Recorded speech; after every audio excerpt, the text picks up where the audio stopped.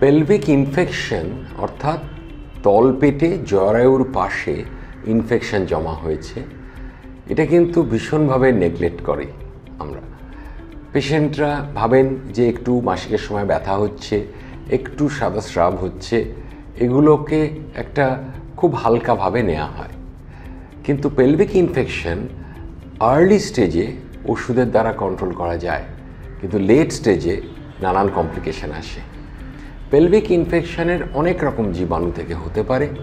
Pelvic ইনফেকশনে uterus, পাশে tube, ovaries, আশপাশের অঙ্গ প্রত্যঙ্গকে জড়িয়ে একটা ইনফেকশন দেখা দেয়। সেটা অ্যাকিউট স্টেজে অ্যান্টিবায়োটিক দিয়ে, ব্রড স্পেকট্রাম অ্যান্টিবায়োটিক দিয়ে আমরা কন্ট্রোল করি। কিন্তু যদি সেটা ঠিকভাবে ট্রিটেড না হয় বা পেশেন্ট হয়তো সেরকম সিভিয়ার সিমটম হয়নি, ট্রিটমেন্টের জন্য আসেনি, তাহলে কিন্তু পরে গিয়ে সেখানে ইনফেকশনটা ক্রনিক স্টেজ ধারণ করে, টিউব ড্যামেজ হয়, সেখানে পাস কালেকশন হতে পারে। এছাড়া ইউট্রাসের পাশে টিউব ওভারি মিলে একটা টিউব ওভারিয়ান মাস করে ফেলতে পারে।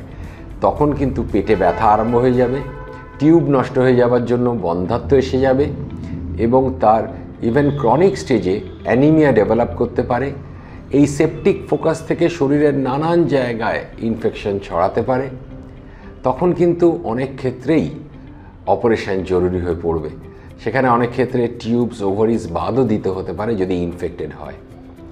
পেলভিক ইনফেকশন সম্বন্ধে মেনলি পেশেন্টদের অ্যাওয়্যার করাটাই আমার উদ্দেশ্য, যে যদি এরকম হয় মাসিকের সময় পেটে ব্যথা অত্যধিক হচ্ছে বা অনেক দিন ধরে তার হোয়াইট ডিসচার্জ, সাদা স্রাব চলছে, বা অন্য সময় মাসিক ছাড়াও তার তলপেটে ব্যথা হচ্ছে, শারীরিক মেলামেশা করার সময় ব্যথা হচ্ছে, তাহলে ডাক্তারবাবুকে দেখাতে হবে যে পেলভিক ইনফেকশন কিনা, যাতে তিনি আর্লি স্টেজে ওটা ডায়াগনোজ করতে পারেন ব্লাড টেস্টের মাধ্যমে, সোনোগ্রাফি বা সিটি এমআরআই প্রয়োজন মতো করে এবং ইফেক্টিভলি ট্রিট করতে পারেন, যাতে ব্যাপারটা ক্রনিক স্টেজে বা বাড়াবাড়ি সিভিয়ার স্টেজে না যায়।